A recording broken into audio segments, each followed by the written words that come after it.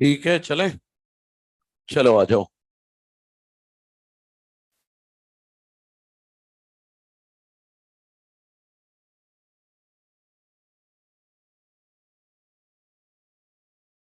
अच्छा, हो गया हो गया, खूब बातें कर ली, अब ध्यान से सुने। देखो ध्यान से अब।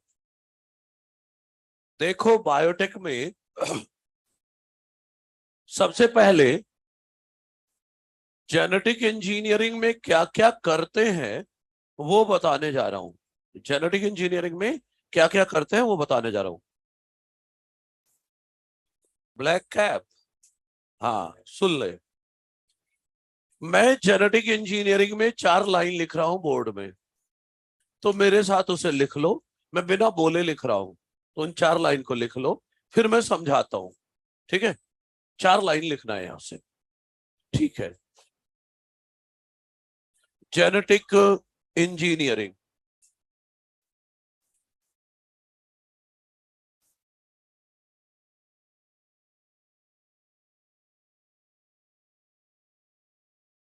और मैं जैसे लिख के फ्री होऊंगा वैसे ही मिटा दूंगा। पहले बता दे रहा हूं, इसलिए लिख लेना, क्योंकि मैं डायग्राम के फॉर्म में उन 4 लाइन को फिर समझाऊंगा। तो डायग्राम रहेगा, लाइंस हट जाएंगी। तो सभी ध्यान से। जेनेटिक इंजीनियरिंग, पहला पॉइंट।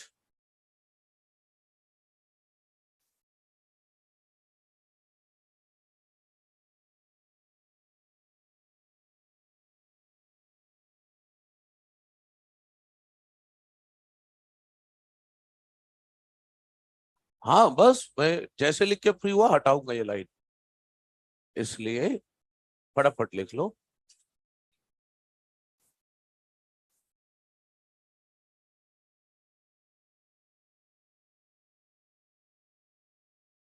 3 लाइन हो चुकी। बस चौथी लाइन लिख दूं, फिर हटाता हूं इसको। फिर समझाता हूँ। बोलने से कुछ नहीं होगा, पहले ही बोल चुका हूं। 4 लाइन है। पीछे वालों चुपचाप लिख लो आगे।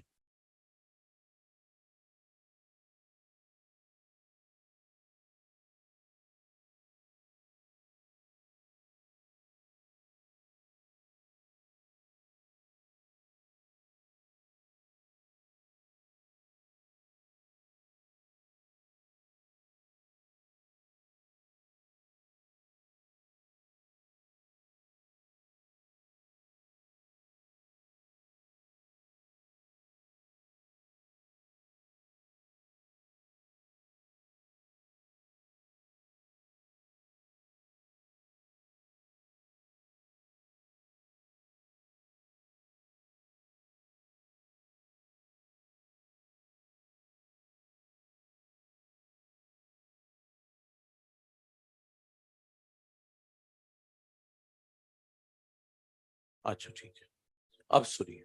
देखो, जेनेटिक इंजीनियरिंग में हम क्या करते हैं, एक रफ आइडिया देने जा रहा हूं। इस चैप्टर में, पूरे चैप्टर का मकसद यही एक डायग्राम है जो अब बनने वाला है। डायग्राम में समझो, फिर इस लाइन को समझ लेंगे। ठीक है, सब एक जैसा होगा। देखो, जेनेटिक इंजीनियरिंग में क्या करता है। मान लो ये डीएनए है जिसमें डिजायर्ड जीन है। ये डीएनए है जिसमें इंसुलिन जीन है। डिजायर्ड जीन के नाम पर कौन है? Insulin gene. DNA with desired gene है। ठीक है। और ये रहा बैक्टीरिया का प्लाज्मिड। ये रहा बैक्टीरिया का प्लाज्मिड, जिसे हम यूज करते हैं as cloning vector. Cloning vector क्यों बोल रहा हूं, ये सब बताने वाला हूं। सबसे पहले क्या करेंगे, दोनों को, डीएनए जिसमें डिजायर्ड जीन है और ये प्लाज्मिड। प्लाज्मिड जानते हो ना, बैक्टीरिया का जो जेनेटिक मटेरियल है वो तो न्यूक्लियोइड डीएनए है, और कुछ एक्स्ट्रा डीएनए भी होता है बैक्टीरिया में जिसे प्लाज्मिड कहते हैं। इन दोनों को सेम रेस्ट्रिक्शन एंडोन्यूक्लियेज एंजाइम से कट करेंगे। रेस्ट्रिक्शन एंडोन्यूक्लियेज नाम पहली बार डीएनए फिंगरप्रिंटिंग में आया था आपके सामने। इस चैप्टर में रेस्ट्रिक्शन एंडोन्यूक्लियस के बारे में 40 से 50 मिनट पढ़ेंगे डिटेल में। तो अभी तो सिर्फ इतना कि इन दोनों को कट करेंगे by same restriction endonuclease. Same restriction endonuclease enzyme से कट करेंगे दोनों को। तो चलो कट किया। तो जब दोनों को सेम रेस्ट्रिक्शन एंडोन्यूक्लियस से कट किया तो ये जो प्लाज्मिड है ना, ये कट के ऐसे हो गया, ये कुछ इस तरह से कटा। अरे मतलब सर्कल था, काटा तो ऐसे खुल गया। ये जो सिंगल स्ट्रैंडेड डीएनए दिख रहा है ना थोड़ा सा, इसे कहेंगे स्टिकी एंड। Sticky and. अच्छा, इसे भी कट किया था, डीएनए जिसमें डिजायर्ड जीन था उसे कट किया तो ये ऐसे कटा। ये लो, बाकी डीएनए अलग हो गया और हमें मिल गया डिजायर्ड जीन। मान लो डिजायर्ड जीन है इंसुलिन जीन, तो इंसुलिन जीन मिल गया। मजे वाली बात यह है कि ये 4 बेस और ये 4 बेस एक दूसरे के कॉम्प्लीमेंट्री है। ये 4 बेस और ये 4 बेस एक दूसरे के कॉम्प्लीमेंट्री है। कैसे कॉम्प्लीमेंट्री हो गए वो तो मेथड के अंदर पढ़ेंगे, अभी इंट्रोडक्शन चल रहा है। अच्छा, अब इन दोनों को डीएनए लाइगेज एंजाइम से जोड़ देंगे। डीएनए लाइगेज एंजाइम से जोड़ने जा रहे हैं। तो जब डीएनए लाइगेज से जोड़ा तो सबसे पहले तो ये कटा हुआ प्लाज्मिड ये ऐसे है, ये ऐसे। देखो, डीएनए लाइगेज तो तब जुड़ेगा ना जब ये थोड़ी देर यहां पर ठहरे आकर। तो ये याद है, ये 4 बेस और ये 4 बेस कॉम्प्लीमेंट्री है। तो जब ये यहां फिट हुआ, जब ये यहां फिट हुआ, अभी लाइगेज ने जोड़ा नहीं है, फिट हुआ, तो इसके 4 और उसके 4 बेस कॉम्प्लीमेंट्री थे, हाइड्रोजन बॉन्ड से जुड़ गए। इसके 4 बेस और कॉम्प्लीमेंट्री थे, हाइड्रोजन बॉन्ड बन गया, जुड़ गया। तो कुल मिला के डिजायर्ड जीन थोड़ी देर के लिए ठहर गया ना प्लाज्मिड पर, अब आराम से डीएनए लाइगेज जोड़ देगा दोनों को। डीएनए लाइगेज अब दोनों डीएनए को, और अब तैयार हो गया एक तो हमारा जीन है इंसुलिन जीन और ये बैक्टीरिया का प्लाज्मिड डीएनए। तो जो बना उसे कहेंगे रिकॉम्बिनेंट डीएनए या काइमेरा डीएनए। रिकॉम्बिनेंट डीएनए का दूसरा नाम है काइमेरा डीएनए बन गया। क्या मैं ये बोल सकता हूं कि स्टिकी थे एंड, इसीलिए डीएनए लाइगेज जोड़ पाया? अगर ये स्टिकी ना होते तो ये दोनों आपस में जुड़ते ही नहीं हाइड्रोजन बॉन्ड से, तो यहां ठहरता ही नहीं, तो डीएनए लाइगेज कैसे जोड़ देता? नीट की आई हुई लाइन है ये। क्या? स्टिकीनेस ऑफ एंड्स, स्टिकीनेस मतलब सिंगल स्ट्रैंडेड होना, facilitates the action of DNA ligase enzyme. DNA ligase तभी जोड़ पाएगा जब वो डिजायर्ड जीन प्लाज्मिड के पास ठहर पाए। और ठहर क्यों पाया? क्योंकि हाइड्रोजन बॉन्ड बन गए थे आमने सामने, कॉम्प्लीमेंट्री होने के कारण। क्लियर है? रिकॉम्बिनेंट डीएनए तैयार। चलो इसे ई कोलाई में डाल दो। जिसमें भी डालोगे इस डीएनए को उसे बोलेंगे होस्ट सेल। तो चलो ट्रांसफर कर देते हैं, ट्रांसफर कर देते हैं रिकॉम्बिनेंट डीएनए को into host cell. Host cell में डाल देते हैं। तो चलो ये रहा ई कोलाई, ये रहा ई कोलाई, ये उसका खुद का डीएनए न्यूक्लियोइड डीएनए, ये इसका खुद का न्यूक्लियोइड डीएनए। और ये रिकॉम्बिनेंट डीएनए डाल दो। रिकॉम्बिनेंट डीएनए डाल दिया मतलब ई कोलाई में क्या डाल दिया आपने? इंसुलिन जीन डाल दी। तो ई कोलाई, ये होस्ट सेल है ई कोलाई। तो क्या मैं ये बोल सकता हूं कि ई कोलाई का फिनोटाइप बदल गया, मतलब ई कोलाई को एक नया कैरेक्टर मिल गया इंसुलिन हार्मोन बनाने का? और इस ई कोलाई को अब बोलूंगा GMO, genetically modified organism.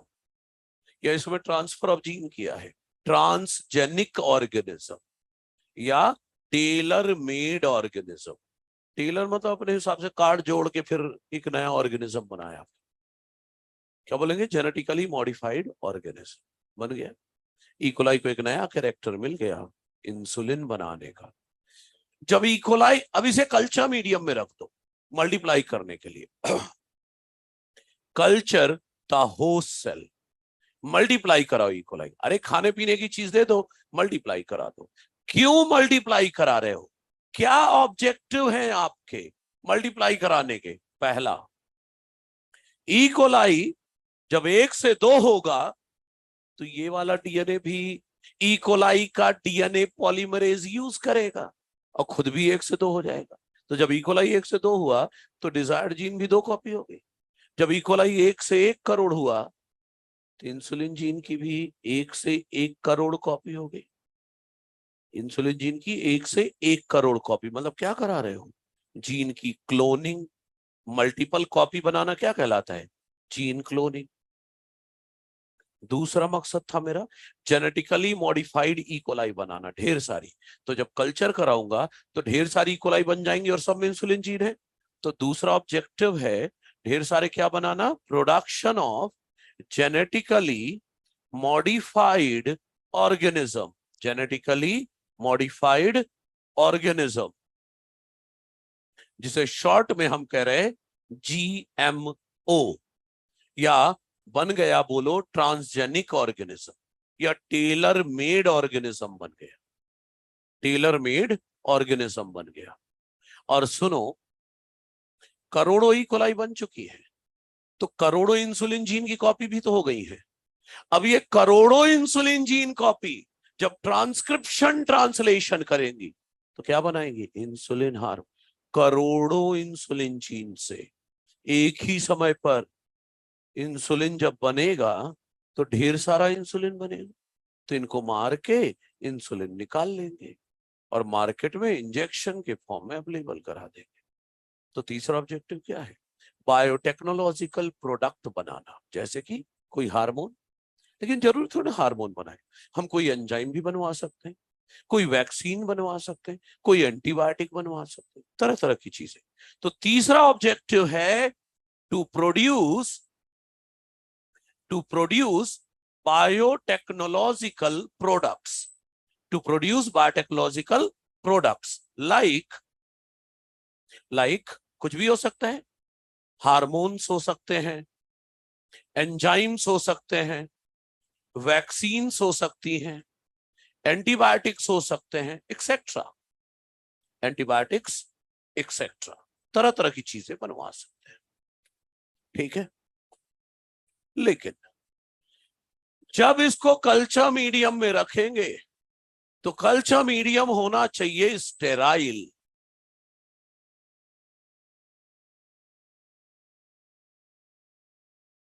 Culture medium कैसा होना चाहिए, माइक्रोबियल कंटामिनेशन फ्री। ऐसा नहीं होना चाहिए जिस मीडियम में रख रहा हूं इसे मल्टीप्लाई करने के लिए, सोचो अगर उसमें पहले से ही 2 फंगस मल्टीप्लाई कर रहे हैं तो it will have to face competition, तो रिसोर्स कम मिलेंगे, तो मल्टीप्लाई कम करेगा, तो इंसुलिन जीन की कॉपी कम बनेगी, तो इंसुलिन हार्मोन कम मिलेगा। समझ रहे हो? तो ऐसा कल्चर मीडियम होना चाहिए जिसमें कोई और ना ग्रो कर रहा हो, केवल यही ग्रो करे, ताकि खूब डिवाइड करे ये, ताकि इंसुलिन जीन की खूब सारी कॉपी बने, ताकि बायोटेक्नोलॉजिकल प्रोडक्ट हमें लार्ज स्केल में मिल सके। कल्चरिंग की डेफिनेशन देखो क्या लिखा है, growth of host cell in sterile culture medium so as to obtain biotechnological product in large scale. सही है। अच्छा, क्या क्या किया हमने, आइसोलेशन ऑफ डिजायर्ड जीन, फिर इस डिजायर्ड जीन को ट्रांसफर कर दिया in host cell with the help of cloning vector plasmid, है ना। डिजायर्ड जीन को होस्ट सेल में डाल दिया by use of cloning vector plasmid और बाद में फिर कल्चर करा लिया। तो क्या क्या करते वो तो दिखा दिया मैंने।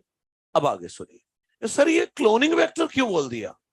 देखो, वेक्टर का मतलब होता है गाड़ी, तो प्लाज्मिड एक गाड़ी है जिसमें पैसेंजर के नाम पर बैठता है डिजायर्ड जीन।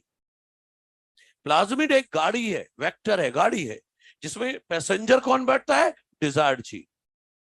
और ये ऐसी गाड़ी है जो अपने पैसेंजर को घुमाने ले जाता है होस्ट सेल, और होस्ट सेल में ले जाकर उसकी मल्टीपल कॉपी भी बनवा रहा है। मतलब ये गाड़ी तो है, लेकिन ऐसी गाड़ी है जो अपने पैसेंजर की मल्टीपल कॉपी भी बनवा रहा है, मतलब क्लोनिंग करवा रहा है अपने पैसेंजर की। इसीलिए इसका नाम है क्लोनिंग वेक्टर। भेजे में गई बात। एक गाड़ी है जो डिजायर्ड जीन को घुमाने ले गया होस्ट सेल, और होस्ट सेल में ले जाकर उसकी मल्टीपल कॉपी भी बनवा रहा है, मतलब क्लोनिंग भी करा रहा है। इसीलिए इसे क्या बोलते हैं? Cloning vector.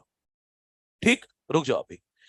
एनसीईआरटी में जहां पर यह चैप्टर शुरू हुआ है वो पेज खोलो जरा, पेज 193 बॉटम।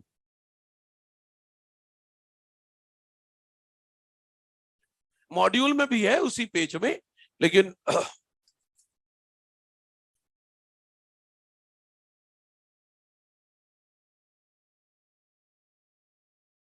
पेज 193 बॉटम में हेडिंग होगी प्रिंसिपल्स ऑफ बायोटेक्नोलॉजी। सुन लो सभी, सुन लो आगे। वहां ये लिखा है दो कोर टेक्निक, दो कोर टेक्निक जिससे बर्थ हुआ मॉडर्न बायोटेक्नोलॉजी का। हाँ, दो कोर टेक्निक जिससे बर्थ हुआ मॉडर्न बायोटेक्नोलॉजी का।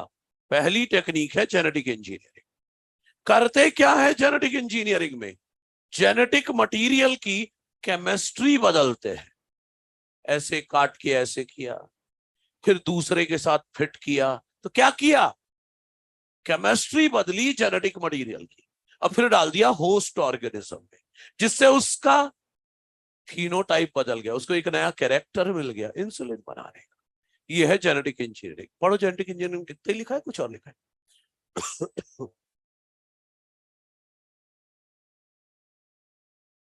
हाँ, याद है कैरेक्टर में भी एक्सटर्नल और इंटरनल, तो इंटरनल कैरेक्टर सही है। तो मॉडर्न बायोटेक के बर्थ की एक वजह थी जेनेटिक इंजीनियरिंग, वो बता दिया। दूसरा है बायो प्रोसेस इंजीनियरिंग। अब वो क्या है?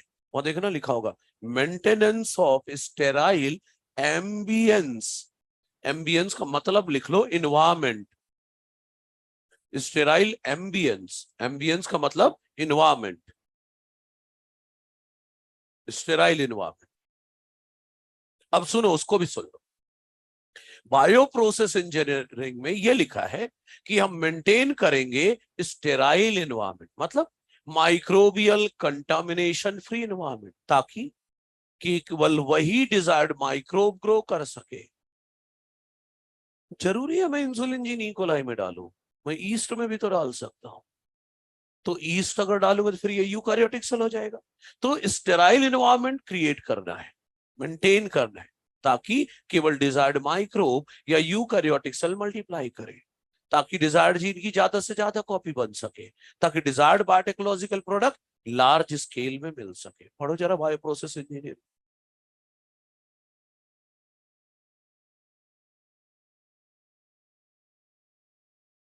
लिखा ना, केवल डिजायर्ड माइक्रोब या यूकैरियोटिक सेल मल्टीप्लाई करे, ताकि desired biotechnological product large scale में मिल सके, लिखा हुआ है। तो मॉडर्न बायोटेक के बर्थ में दो टेक्निक का रोल है, एक है जेनेटिक इंजीनियरिंग और दूसरा है बायो प्रोसेस इंजीनियरिंग। अभी रुक जाओ, थोड़ा और बता दूं। जो ट्रेडिशनल हाइब्रिडाइजेशन टेक्निक थी, ट्रेडिशनल पुरानी जो हाइब्रिडाइजेशन टेक्निक थी, प्लांट एनिमल ब्रीडिंग में जो यूज करते थे, क्या यूज करते थे? मान लो इस प्लांट में एक अच्छा कैरेक्टर है, इसका ये अच्छा कैरेक्टर मुझे इसमें डालना है, तो क्या करते थे? इसका पॉलन ग्रेन इसमें डाल देते थे। तो इसका पॉलन ग्रेन इसमें डाल दिया, तो मतलब इसकी सारी जीन इसमें डाल दी, डिजायर्ड जीन भी, अनडिजायर्ड जीन।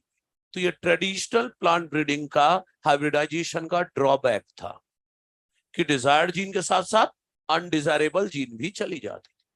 लेकिन जब से जेनेटिक इंजीनियरिंग आई, जिसमें हम रिकॉम्बिनेंट डीएनए बनाते हैं, जीन क्लोनिंग करते हैं, जीन ट्रांसफर करते हैं, इसमें हम क्या करेंगे? इस प्लांट का डिजायर्ड जीन निकालेंगे, अब प्लांट में केवल डिजायर्ड जीन ही डालेंगे, तो जो पुरानी मेथड का जो ड्रॉबैक था वो खत्म हो जाएगा। तो ये जो जहां पढ़ रहे थे उसके नीचे एक बड़ा सा पैराग्राफ है, चौथी पांचवी या छठी लाइन में ट्रेडिशनल हाइब्रिडाइजेशन शब्द होगा, वहां से पढ़ लो इस पूरे पैराग्राफ को। ट्रेडिशनल हाइब्रिडाइजेशन से शुरू करते हुए ये पूरा पैराग्राफ पढ़ लो एनसीईआरटी में। नहीं, वहां नहीं है कहीं मॉड्यूल में, एनसीईआरटी बस में है। इंक्लूजन का मतलब वही है कि डिजायर्ड जीन के साथ साथ इंक्लूड होकर नॉन डिजायरेबल जीन भी चली गई।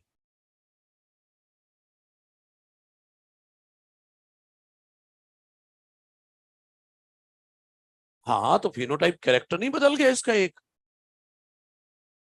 फिनोटाइप, इंसुलिन बनाने की प्रॉपर्टी आ गई। हाँ, जीनोटाइप बदला तो फिनोटाइप भी तो बदलेगा। जीनोटाइप भी बदला, फिनोटाइप भी बदला। हो गया। अब ऐसा करो, इस चैप्टर में ना सिर्फ इतना ही पढ़ना है, यही पढ़ना है, एक एक स्टेप को बारीकी से। सेम एंजाइम से क्यों काटा, कैसे काटा, वो सब पढ़ना है प्रोसेस के अंदर। तो आप ये खत्म करो, साइंटिस्ट के नाम और काम बताने हैं, और इसके बाद फिर हम स्टार्ट करेंगे चैप्टर। इंट्रोडक्शन अगले 2 साइंटिस्ट के नाम से खत्म होगा। तो आगे ये खत्म कर ले, आप जल्दी से बना ले। जल्दी बनाइएगा।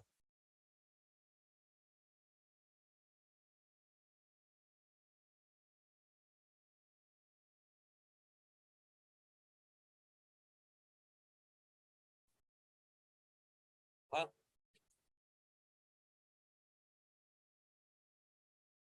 क्या जाएगा? हाँ, हाँ, सेम स्पीसीज कर लेंगे, लेकिन डिजायर्ड जीन तो भाई इसमें हाई हाई रेजिस्टेंस का कंटेंट था, हाई रेजिस्टेंस की जीन थी, लेकिन उसमें लो प्रोडक्टिविटी की भी जीन है। तो मैं तो हाई पोलन ग्रेन डाल रहा हूँ, मतलब दोनों जीन डाल रहा हूँ ना, हाई रेजिस्टेंस का भी और लो प्रोडक्टिविटी का भी, तो अनडिजायरेबल जीन भी तो जा रही है।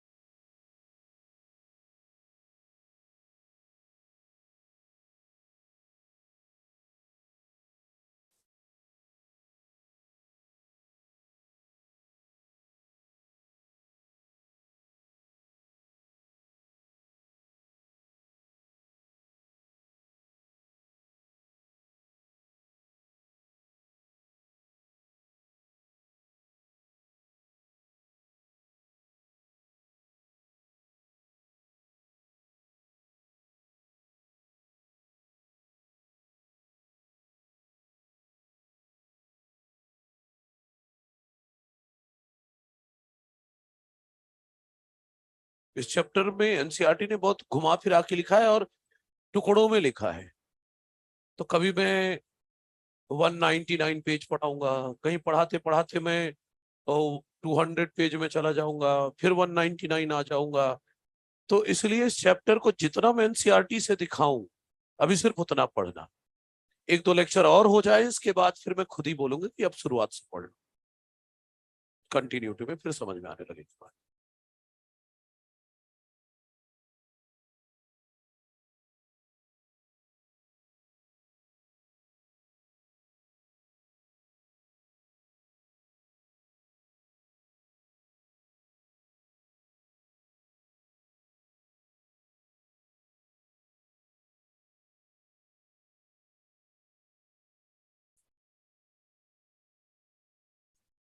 कंप्लीट करें आप।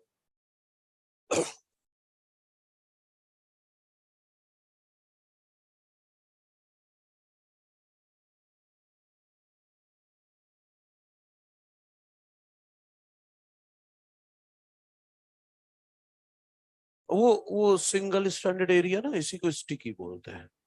स्टिकी का मतलब वो नहीं कि चिपचिपा है, चिपक गया ना। सिंगल स्टैंडर्ड होने के कारण ही तो ये और ये बाद में हाइड्रोजन बॉन्ड से जुड़ पाए, और जब जुड़ पाए तभी डीएनए लाइगेज काम कर पाया।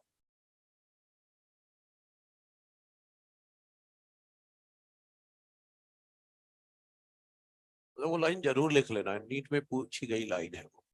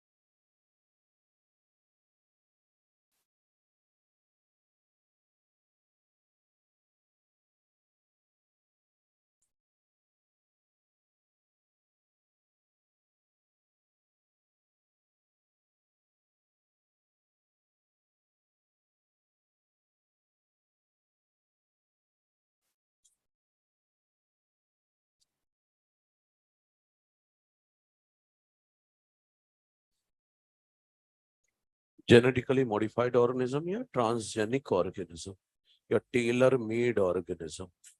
टेलर मेड इसीलिए बोला है क्योंकि अपने हिसाब से बनाया है, जरूरत के हिसाब से।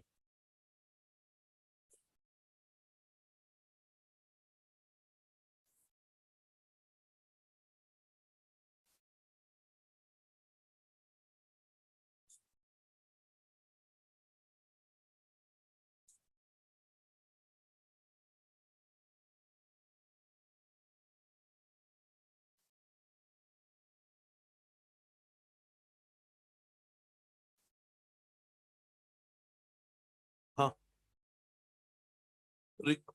रिकम्बिनेंट के लिए दूसरा शब्द यूज होता है काइमेरा। काइमेरा मतलब मिक्स। तो दो अलग अलग डीएनए मिक्स किए ना, एक इंसान का डीएनए, एक बैक्टीरिया का प्लाज्मिड डीएनए।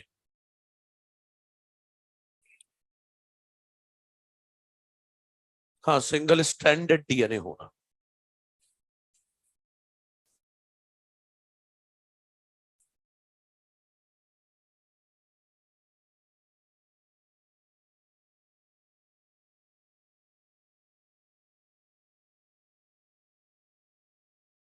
सिमियन वायरस का शॉर्ट में नाम है SV40, सिमियन वायरस 40।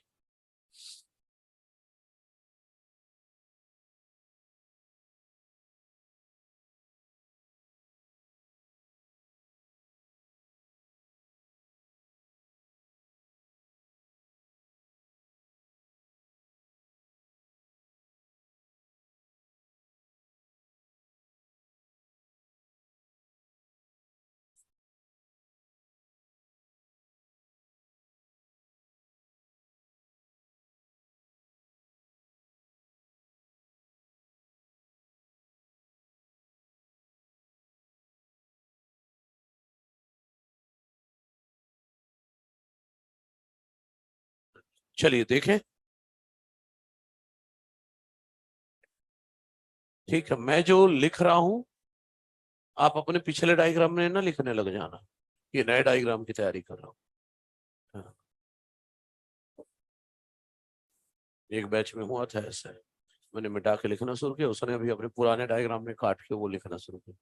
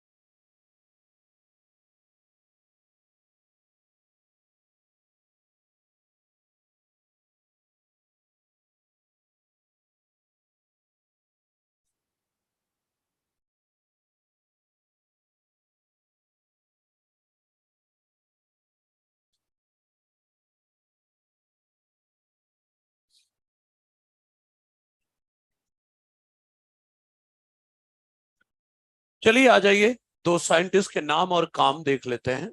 इसके बाद ये चैप्टर का इंट्रोडक्शन पूरा करते हैं और फिर ये चैप्टर पढ़ना शुरू करते हैं। ठीक है, हाँ अभी तो बस टाइम पास। ओके, तो सुनिए।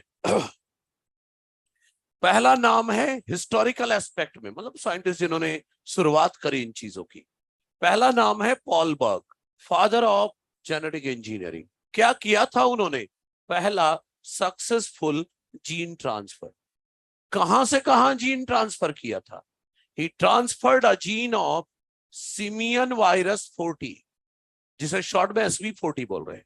सिमियन वायरस 40 की एक जीन को ट्रांसफर किया था टू इकोलाई। किसकी मदद से?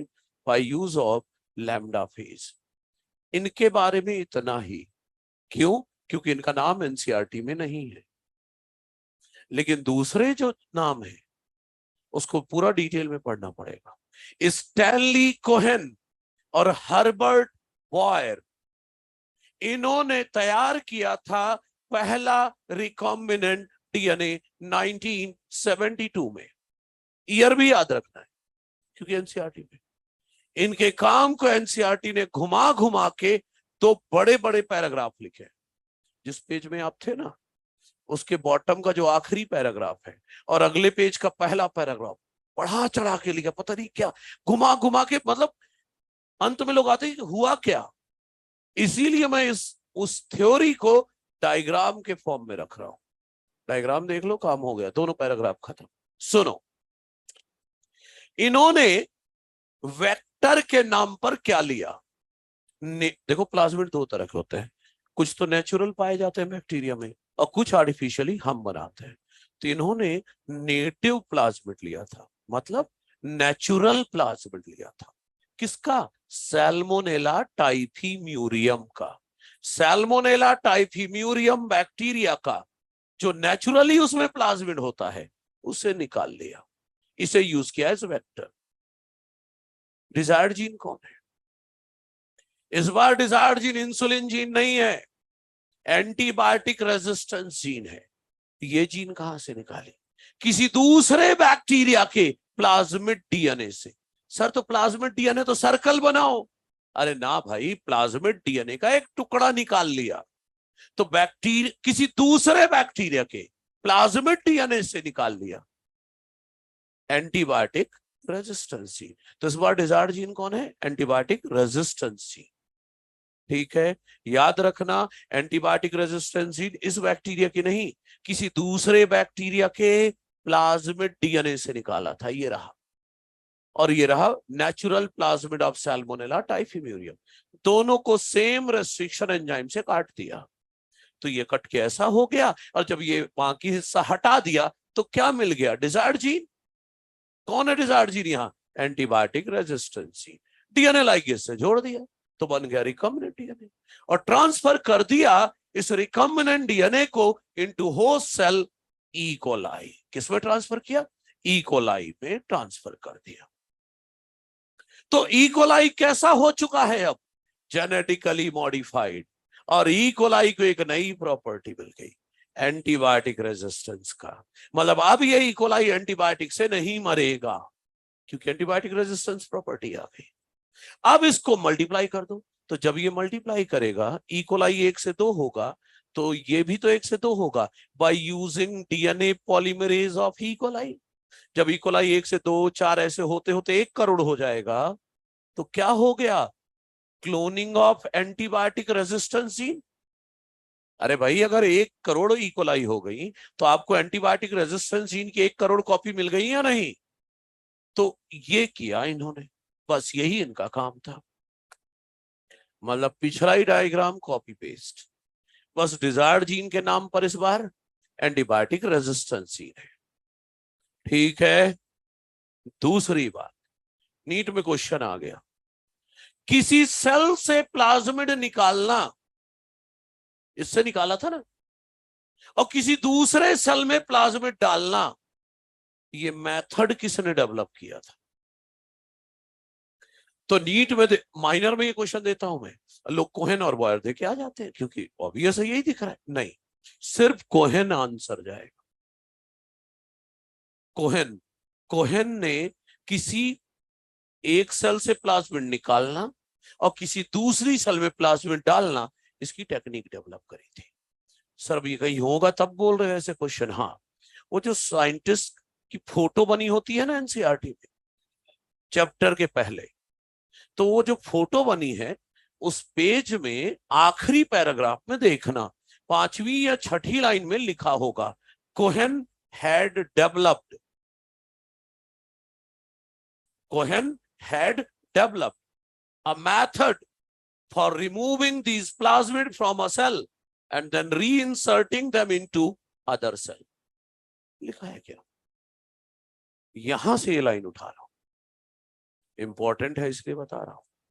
तो रिकम्बिनेंट डीएनए किसने बनाया? तो इन दोनों का नाम दो, लेकिन सिर्फ प्लाज्मिड एक सेल से निकालना और दूसरे में डालना, इसका मेथड किसने डेवलप किया था? कोहेन ने। तो अभी तो अंडरलाइन कर लो एनसीईआरटी में उस लाइन को, और घर जाकर ये लाइन चैप्टर के अंदर कहीं लिख देना, है कि नहीं? क्योंकि हर बार आपकी नजर उधर फोटो पर पड़े जरूरी नहीं है, लेकिन चैप्टर के अंदर लिखा रहेगा तो नजर पड़ेगी, हर बार पढ़ोगे। क्लियर है? तो ये कंप्लीट कर ले, चैप्टर का इंट्रोडक्शन हो गया, अब चलिए चैप्टर पढ़ते हैं। देखो इस चैप्टर में दो चीजें पढ़नी है। एक पढ़ना है रिकम्बिनेंट डीएनए टेक्नोलॉजी के टूल, और एक पढ़ना है रिकम्बिनेंट डीएनए टेक्नोलॉजी की प्रोसेस। पहले पढ़ेंगे टूल, फिर प्रोसेस। खत्म करें, फिर टूल से थोड़ा सा शुरुआत करते हैं। अब पढ़ना शुरू करेंगे। हाँ, ये सब खत्म करो जो भी है। हाँ, वायरस का नाम है बच्चे।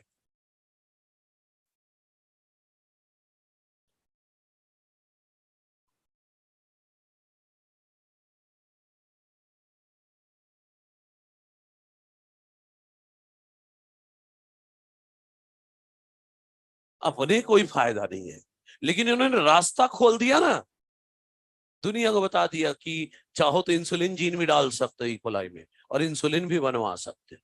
बस ये फायदा, शुरुआत।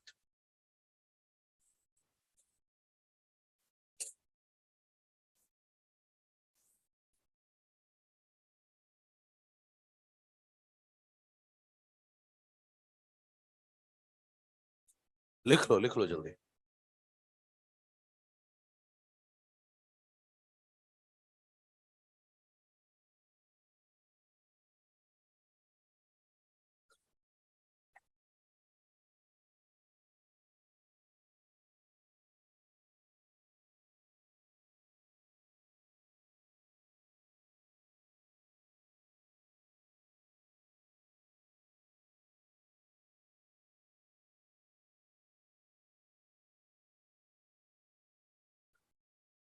हाँ,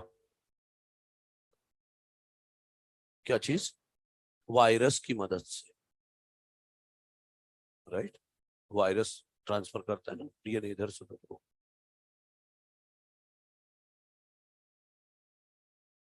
हम्म।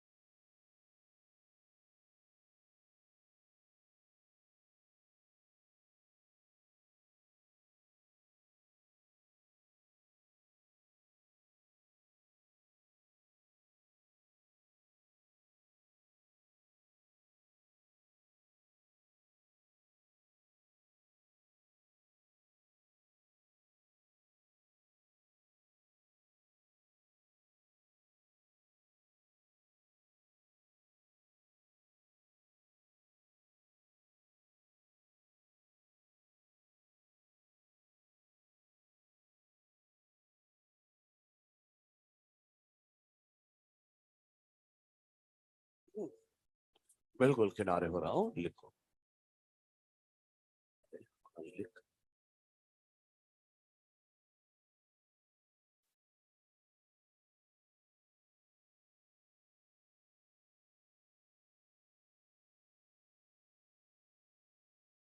ये ले भाई, मैं इधर ले आया लाइन का।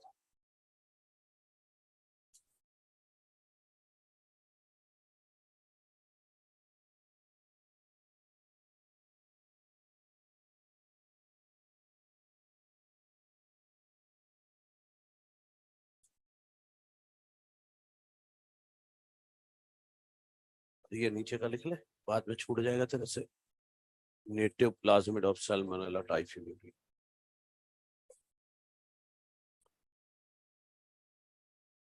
वही है, हाँ, टाइफाइड वाली बैक्टीरिया। हाँ, क्या बोल रहा है, कौन बोल रहा है? हाँ, क्या बोल रहा है? क्या? नहीं।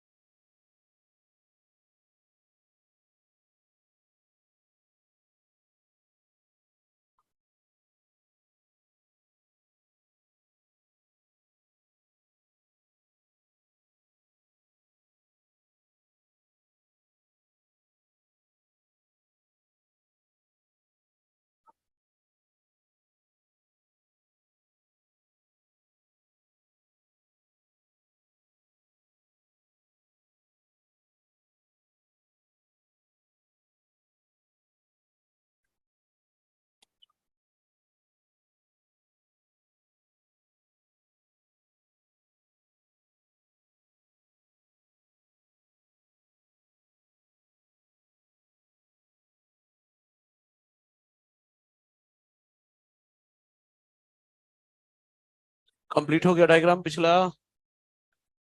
चलो आ जाओ देख ले।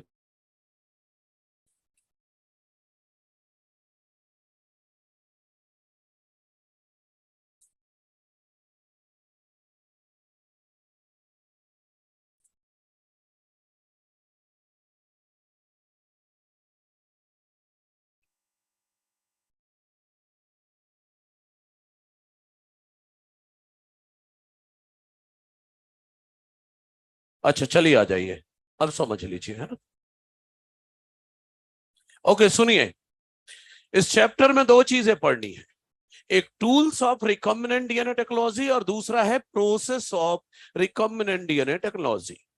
Tools of recombinant DNA technology, जिसे शॉर्ट में आरडीटी कहते हैं, रिकॉम्बिनेंट डीएनए टेक्नोलॉजी।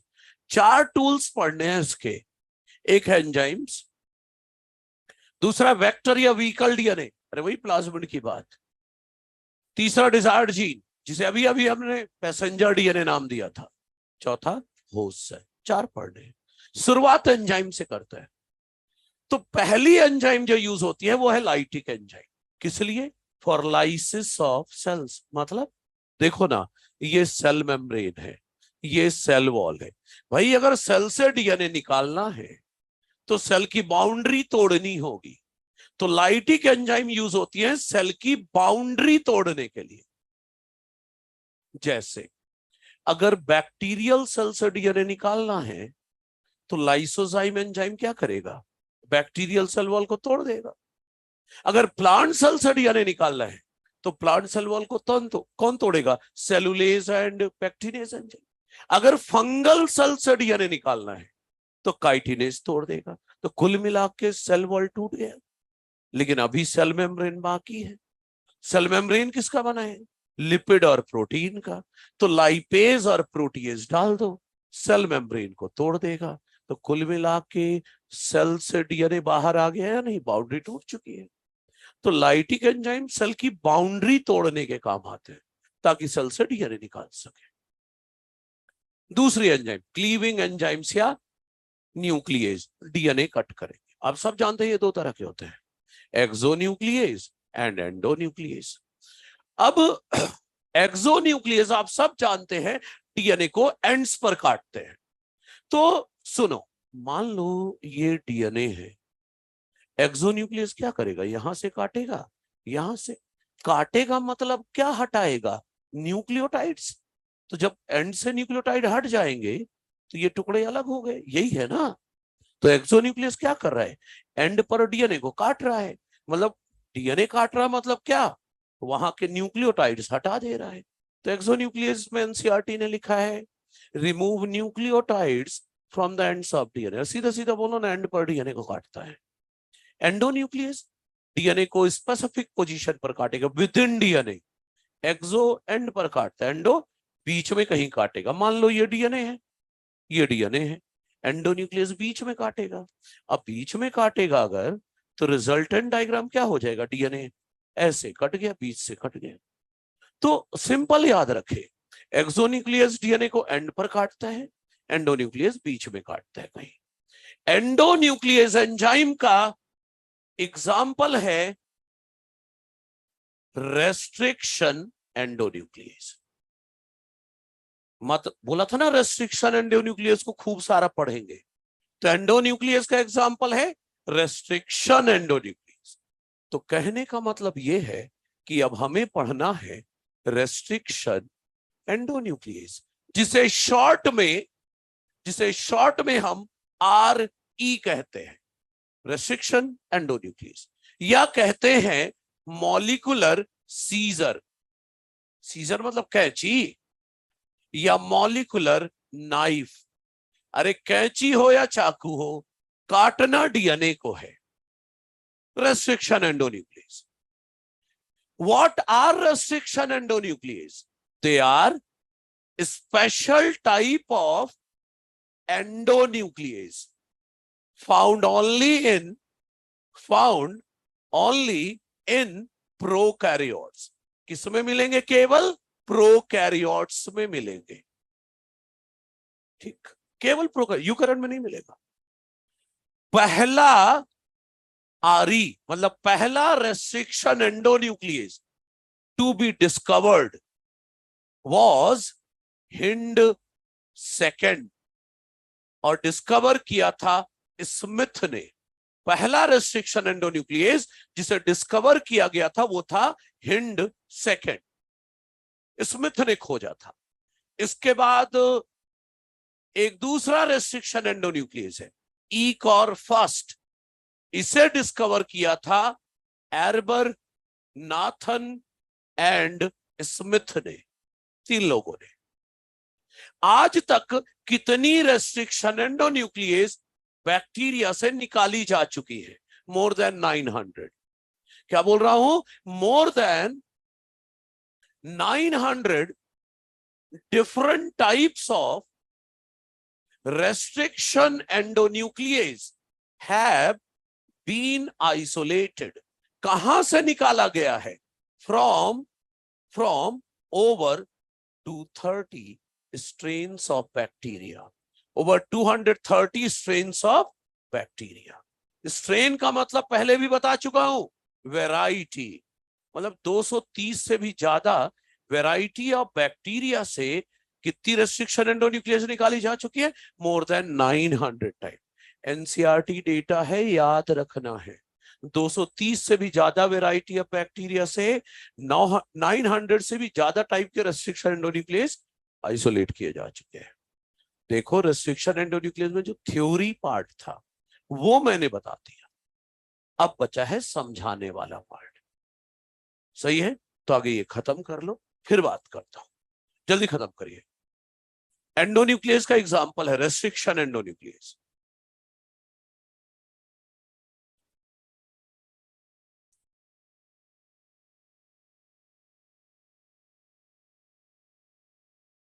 मतलब बहुत दिनों से रेस्ट्रिक्शन एंडोन्यूक्लियस सुन रहे थे, अब पढ़ेंगे इसके बारे में। खत्म करें इसको जल्दी से।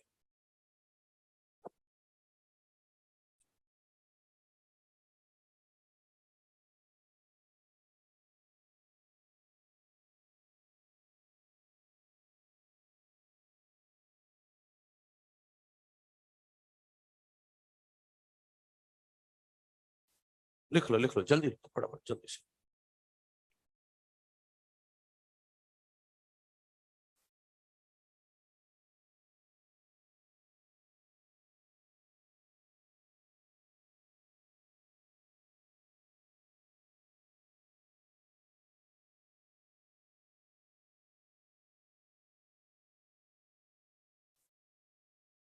तू भजन कीर्तन सुनने आया है क्या?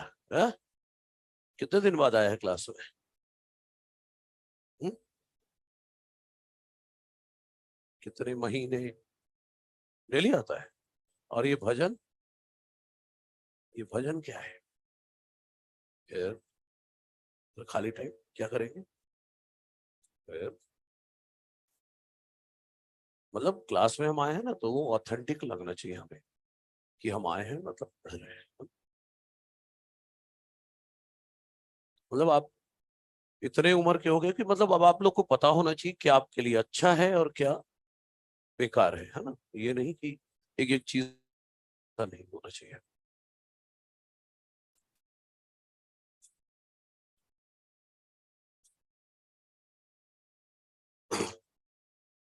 कल एक बच्चा आया था मिलने, यूपी से था, तो 12th में उसके 55% भी नहीं थे। तब वो उसको एम्स दिल्ली छोड़कर जो साइड में एम्स है ना, वो मिल जाएगा उसको। लेकिन 3 साल ड्रॉप लिया उसने। 3 साल।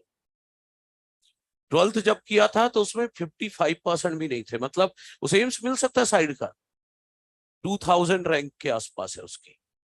लेकिन चक्कर यही है कि वो बोल रहे सर मैं एलिजिबल ही नहीं हूँ, क्योंकि उन्हें मिनिमम फिजिक्स केमिस्ट्री बायो मिलाकर 60% के आसपास चाहिए होता है, तो उतना है ही नहीं उसमें। लेकिन केजीएमसी मिल जाएगा उसे लखनऊ, एएमयू भी मिल जाएगा, यूपी का ही है तो वही लेना चाहता। तो पेशेंस कितना रखा, पहली बात ये है। और दूसरी बात सीखने को ये मिलती है कि नंबर कम ज्यादा आने से कोई फर्क नहीं पड़ता। 12th में कहाँ ज्यादा स्कोर किया उसने, फिर भी पा गया अपनी जगह। टाइम लगा, लेकिन आप ऐसा ना करें, एक ही साल में आ जाए वही अच्छा है। मोटिवेट ये नहीं कर रहा हूं कि पेशेंस रखो सब अच्छा हो जाएगा, एक साल में करना है। दूसरों की गलतियों से सीखना है। इतने तरह की गलती इंसान करता है, इतनी बड़ी हमारी उम्र नहीं है कि हर तरह की गलती करके हम हर चीज सीखे, कुछ दूसरों की गलतियों से भी सीखना है। अरे यार, ठीक है, चाकू मतलब नाइफ है ना? हाँ, ठीक है, ठीक है, कंप्लीट कर दो। अब तुम लोग उसी को मोटिवेट करते रहोगे क्या? खुद भी लिखो।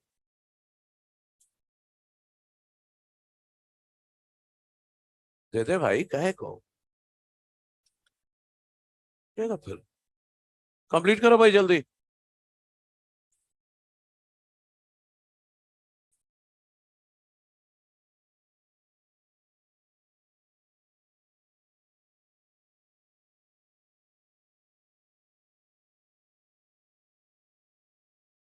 चलिए रेस्ट्रिक्शन एंडोन्यूक्लियस के बारे में अब अगली क्लास में पढ़ेंगे। अब लेंगे हम डाउट डिस्कशन कर लेते हैं। ठीक है, खत्म करो ये सब, एक छोटा सा पार्ट खाली कर दो ताकि मैं डाउट सॉल्व करके दिखा दूंगा, बस हो गया, बाकी लिखते रहना।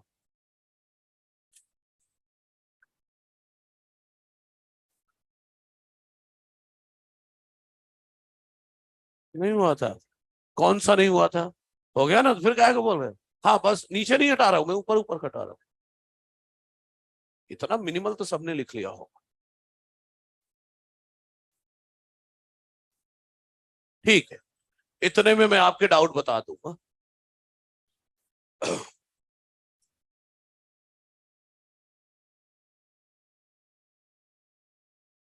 कंप्लीट करो, मॉड्यूल निकाल लो।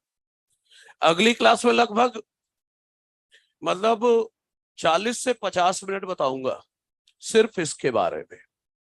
इसके बाद अगला टॉपिक आएगा। जब ये 40-50 मिनट बता लूंगा तो दूसरी एंजाइम खत्म हो पाएगी। 5 एंजाइम पढ़ना है, अभी ये दूसरे का अंदर है। इसके बाद थर्ड फोर्थ फिफ्थ एंजाइम, फिर अगला टूल आएगा अगली क्लास में।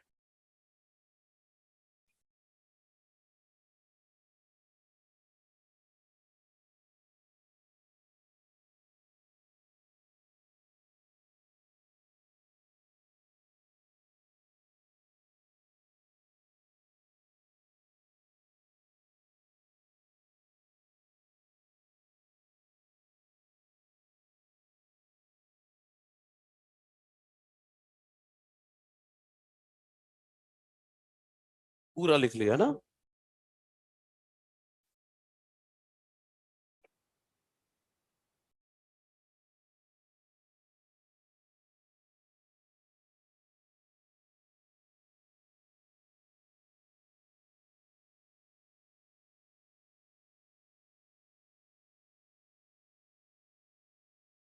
जल्दी जल्दी जो भी लिखना है फटाफट लिखो और चलो आओ भाई।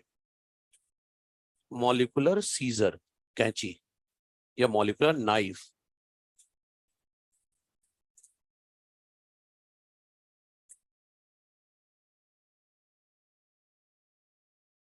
हाँ हाँ, इकोर फर्स्ट बोलते हैं इसको, ECOR फर्स्ट।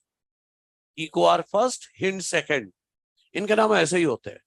तो जब अगली क्लास पढ़ाऊंगा ना तो ये भी बताऊंगा इनके नाम कैसे रखते हैं, क्योंकि नाम भी बड़े अजीब अजीब है। Palm H first, HAE third, ऐसे HAE थर्ड नाम आया था। DNA फिंगरप्रिंट, वो भी देखेंगे। नेमिंग कैसे करते हैं वो भी बताऊंगा।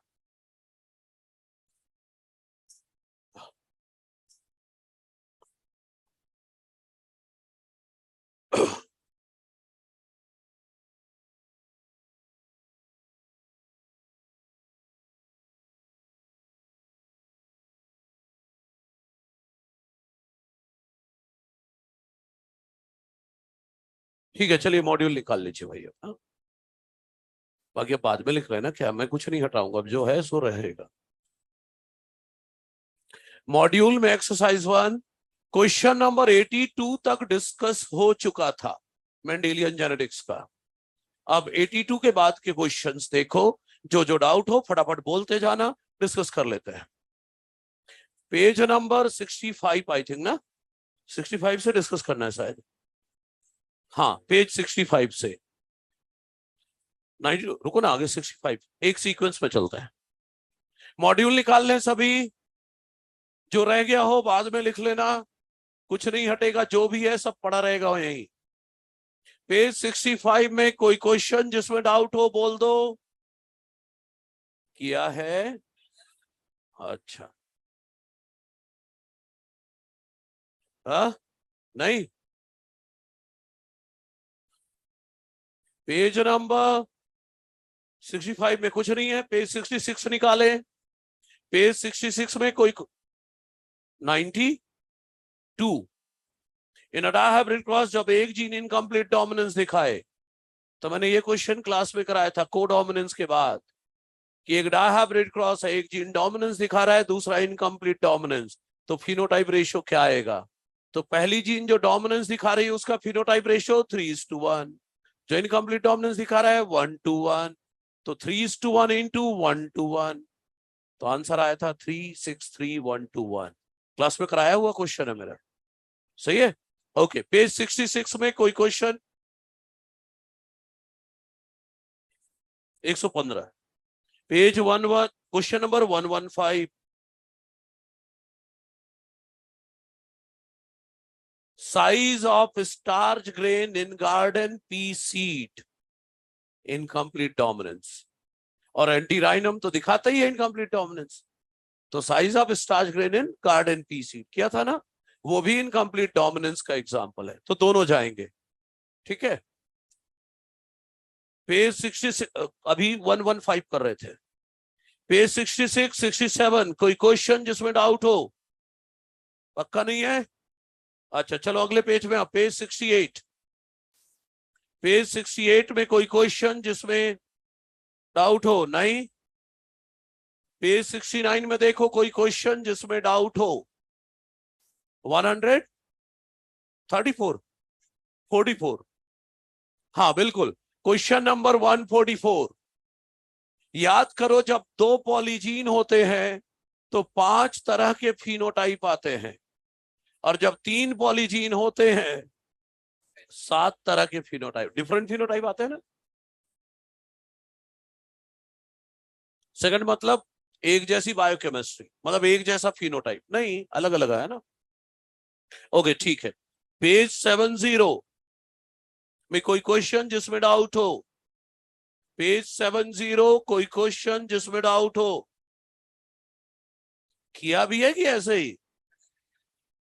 हाँ मुझे डाउट होने लगता है। नहीं किया है? कौन बोल रहा है? किया है ना? अच्छा, नहीं किया है? कब? अच्छा, पेज नंबर 70 में कोई डाउट नहीं है। Page number 71, 164, 160, 161, 161। A woman with normal vision marries a man with normal vision and give birth to a colorblind son. Male तो कलर ब्लाइंड है, बेटा भी कलर ब्लाइंड आया, बेटे से वाई आया, पापा से तो वाई गया ना बेटे में, मतलब कलर ब्लाइंड कैसे से एक्स सी मिला उसे, मतलब उसकी मम्मी कैरियर है, एक्स प्लस एक्स सी। तो normal but carrier, normal vision ही तो आएगा, नहीं तो कलर ब्लाइंड विजन का बेटा। अरे भाई मेल कलर ब्लाइंड है, अगर मां ऐसी है तो बेटे तो सारे एक्स प्लस वाई आएंगे, लेकिन बेटा कलर ब्लाइंड आ चुका है लिखा है, तो वो तो तब मां कैरियर हो, तब मां से एक्स ही और पापा से वाई, अब कलर ब्लाइंड सन आ गया। सही है। अब इसके आगे क्या क्वेश्चन कहता है? हर husband dies and she marries a colour blind man, मतलब अब इसकी शादी कलर ब्लाइंड मैन से हो रही है ना, तो ठीक है, तो बेटियां कैरियर, बेटी बीमार, और बेटा नॉर्मल, बेटा बीमार, आधे बेटे बीमार होंगे, आधी बेटियां बीमार होंगी, आधे आधे नॉर्मल होंगे। सही है। अच्छा, नॉर्मल वीजा, पहले शादी नॉर्मल वाले से हुई थी, एक्स प्लस वाई से, है ना, तो 50-50%, राइट। क्वेश्चन नंबर 164, 163, देखो मैंने एक्स लिंक रेसेसिव बीमारियां सबसे ज्यादा रेसेसिव बताई हैं, डोमिनेंट वाली कम, तो जनरली क्या बोलोगे? रेसेसिव।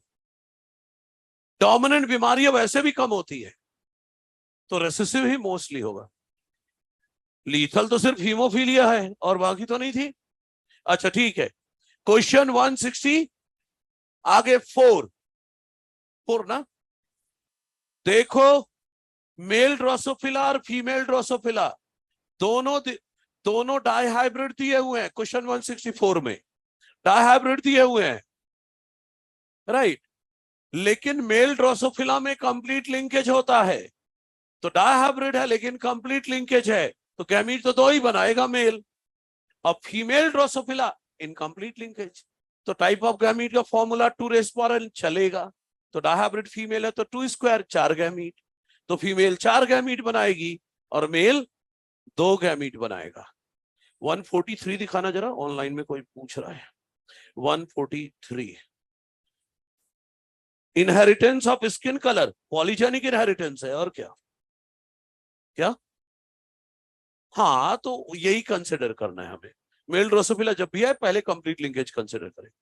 ठीक है, क्वेश्चन नंबर 165। 1000 में से 700 बच्चे पेरेंटल हैं, 700 पेरेंटल है तो 300 recombinant upon total of spring into 100, 0 0 300 by 10 that is 30%। के बीच की दूरी कितनी हुई? 30 मैप यूनिट। और 166 इसमें तो ऑलरेडी परसेंटेज दिया हुआ है, याद है, जो कम है वो रिकॉम्बिनेंट है। 5 और 4% मतलब टोटल 9%। तो जीन के बीच की दूरी 9 मैप यूनिट। सही है, ओके। और कोई क्वेश्चन इस पेज में? 148 भी है और 140, 148 और 140 बताना जरा। 148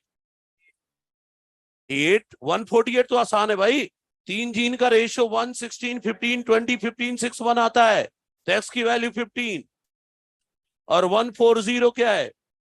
अरे रेसिप्रोकल क्रॉस का रिजल्ट कब अलग आएगा? जब जीन साइटोप्लाज्म में हो या सेक्स क्रोमोसोम पर हो, तो साइटोप्लाज्मिक आंसर जाएगा। ठीक है, वापस उल्टा पढ़ लूंगा मैं। अच्छा ठीक है, इसके बाद पेज नंबर अगला 72 171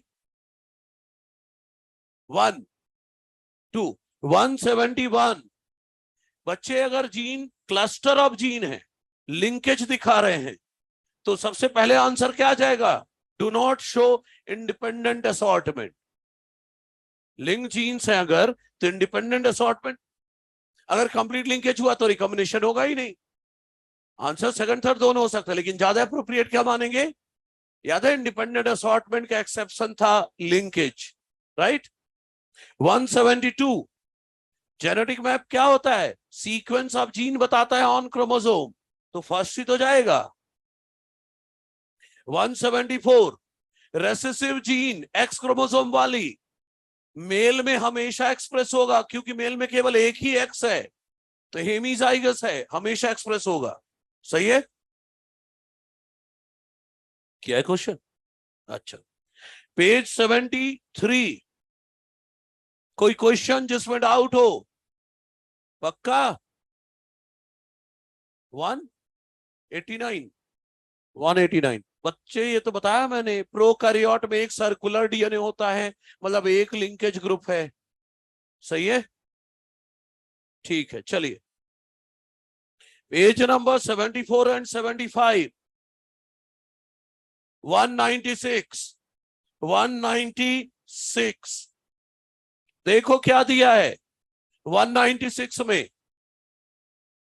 बी और सी के बीच 15%, बी और सी के बीच 15%, और ए और बी के बीच 5%। देखो इधर हाईएस्ट वैल्यू एक एक कोने पे रख दो। बी और सी 15 सेंटीमॉर्गन, ए और बी 5 सेंटीमॉर्गन। गौर करिएगा इधर, अब ए का रिलेशन सिर्फ बी के साथ दिया है, सी के साथ जस्टिफाई नहीं करना है, तो ए का रिलेशन बी के साथ बस जस्टिफाई करना है। तो मेरी मर्जी, मैं ए यहां लिख दूं 5 सेंटीमॉर्गन, या बी और सी 15 है ही है, बी और सी 15 सेंटीमॉर्गन है ही है, और ए बी ही तो जस्टिफाई करना है, तो ये यहां लिख दूं 5 सेंटीमॉर्गन, तो भी तो जस्टिफाइड है, क्योंकि ए का रिलेशन सिर्फ बी के साथ जस्टिफाई करना है। तो राइट लेफ्ट कहीं भी लिख दो, तो आंसर दोनों जाएगा, बी ए सी भी और ए बी सी, या उल्टा पढ़ लो, सी ए बी और सी बी है। ठीक है, ओके। 217 बच्चे, मेल बनेगा या नहीं बनेगा ये तो एक्स वाई ए से ही डिसाइड होगा, है ना। फर्टाइल या स्टेराइल वो वाई देखेंगे, तो यहां पर एक्स वाई ए का रेशियो। ये बार बॉडी का पढ़ा था ना आपने वहां, वो बीमारी वाले में, किसमें? रिप्रोडक्शन में, नंबर ऑफ एक्स क्रोमोसोम -1, वही क्वेश्चन है यहाँ। तो हो जाएगा ना, नंबर ऑफ एक्स -1 1 98। बच्चे पेडिग्री के बाद तो नहीं पूछना चाहिए क्वेश्चन 198। केवल पिताजी बीमार, सभी बेटियां बीमार और बेटे सभी नॉर्मल, एक्स लिंक डोमिनेंट, वही आंसर है ना? ठीक है। 200। तो मॉर्गन ने क्वाइन किया था टर्म लिंकेज और नॉन पेरेंटल जनरेशन के लिए रिकॉम्बिनेशन। जो नॉन पेरेंटल हो तो रिकॉम्बिनेंट हुआ ना, सही है? ठीक है। Page number 76। नहीं, मेल बनेगा या नहीं, बस ये फर्टाइल स्टेराइल होता तब प्रेजेंस ऑफ वाई। पेज 76 में, पेज 77, क्वेश्चन नंबर 232। 232 बच्चे देखना कितना आसान क्वेश्चन है। दो एलील है A1 A2, A1 है नील, A2 100%, मतलब 1, A1 नील है, A2 100% आ जाएगा 1, सही है? ओके, पेज 77 थोड़ा गौर करिएगा। क्वेश्चन आ जाए किसी कपल के 4 बेटे होंगे की प्रोबेबिलिटी, तो पहली बार बेटा या बेटी होगा प्रोबेबिलिटी 1/2, दूसरी बार बेटा 1/2, तीसरी बार भी 1/2, चौथी बार भी 1/2। 4 बेटे के लिए 1/2 4 बार हो गए, मल्टीप्लाई कर लो 1/16। लेकिन अगर हो क्वेश्चन है 4 बेटे होंगे की प्रोबेबिलिटी 1/16, 4 बार 1/2 मल्टीप्लाई करोगे। लेकिन क्वेश्चन आ जाए चौथा बच्चा बेटा होगा तो 1/2। यहाँ पर एक क्वेश्चन है ना, एक कपल के 9 बेटियां हैं, 10वां बच्चा बेटा होगा, उसके चांस कितने हैं? 1/2, दैट इज 50%, सही है? 236। If a cross made between a capital B small b, two offspring, if a cross is made between two individuals, each having a, तो 2 offspring है, out of these first has dominant trait, what is the probability that the second offspring will exhibit recessive trait? क्या आएगा बच्चे? 1/4 ही तो आएगा। Capital B small B into capital B small B करो, तो स्मॉल बी बी वाले कितने आएंगे? 1/4। ठीक है, RH डोमिनेंट है ना, RH पॉजिटिव इज डोमिनेंट, इसलिए ठीक है।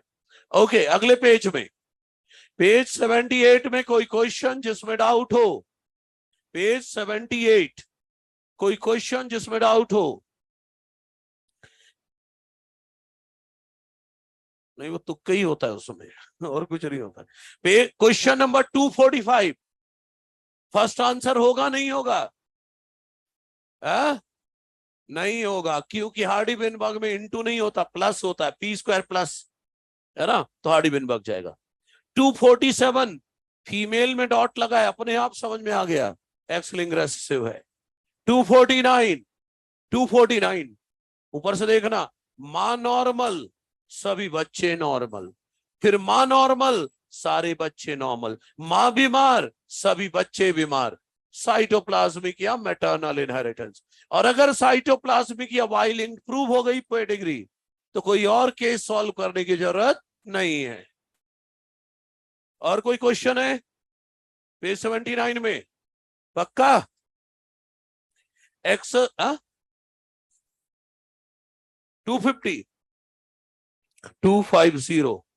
इन a population that is in equilibrium. अरे बच्चे, Q की वैल्यू 0.2 दी हुई है, तो P हो गया 0.8। क्या पूछा है? डोमिनेंट रेट दिखाना, p² + 2p ही तो निकालना है, हो जाएगा? ओके, एक्सरसाइज 2 में पेज 81 में कोई क्वेश्चन जिसमें डाउट हो? एक्सरसाइज 2 में पेज 81 कोई क्वेश्चन जिसमें डाउट हो?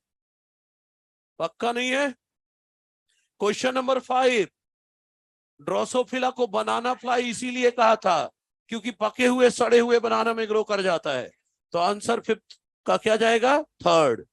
ठीक है, अगले पेज में आओ, page 82 question number 14, question number 14 exercise 2, 3rd option, galactosaemia ये बच्चे डाइजेशन से रिलेटेड बीमारी है, जेनेटिक डिसऑर्डर है।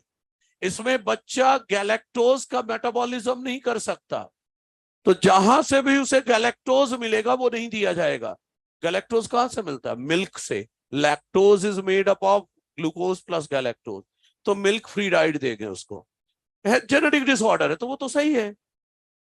कौन ओ एवोल्यूशन में पढ़ा था ना, जेनेटिक ड्रिफ्ट छोटे पॉपुलेशन में होता है। एक लैंड स्लाइड था, वो टूट कर अलग हो गए, तो छोटे size of population. Question number 11 का थर्ड, क्लोजली लिंक्ड हो जाएगा तो, अरे बच्चे कंप्लीटली लिंक लिखा होना चाहिए तब मोनोहाइब्रिड। हाँ ठीक है। क्वेश्चन नंबर 25, ओ इधर क्वेश्चन नंबर 25 दिया है 1:1 रेशो कब आएगा? अरे भाई इनकम्प्लीट डोमिनेंस में भी आएगा और कोडोमिनेंस में भी आएगा, लेकिन मोनोहाइब्रिड क्रॉस कराओगे तब। मोनोहाइब्रिड क्रॉस, अगर आप ध्यान से सुनना 25 को, अगर आप डाई हाइब्रिड क्रॉस करा रहे हो, इनमें से किसी का भी डाई हाइब्रिड क्रॉस कराओगे तो रेशो क्या आएगा? 1:1 इंटू 1:1।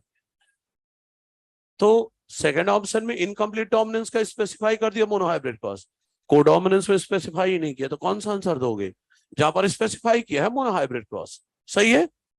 Okay, question number 21। 21 तो बच्चे इस चैप्टर की सेकंड लेक्चर पढ़ा था, हेट्रोसिस या हाइब्रिड वीगर।